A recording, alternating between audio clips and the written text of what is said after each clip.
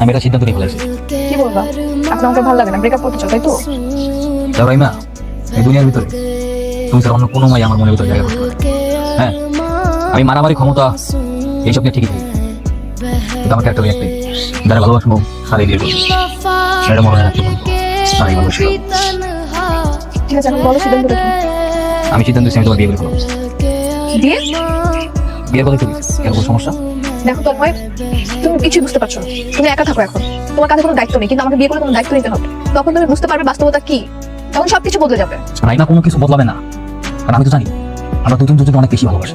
তন্ময়, তুমি কিছুই করো না, তোমার যা কিছু আছে সবকিছু সেলিম কাজে। এবার 5 কয়দিন? তুমি যেটা বলছো এটা আমার সরাসরি বলো, আমার কি করতে হবে? আমার টাকা লাগবে, অনেক বেশি টাকা লাগবে, কারণ ওর চাহিদা অনেক বেশি। স্ট্যান্ডার্ড লাইফস্টাইল বলছো, আমার ওইটা লাগবে। যদি অনেক বেশি টাকা ইনকাম করতে পারবা, ওইটাকে বিয়ে করতে বলবো। এর আগে বলবো। আকা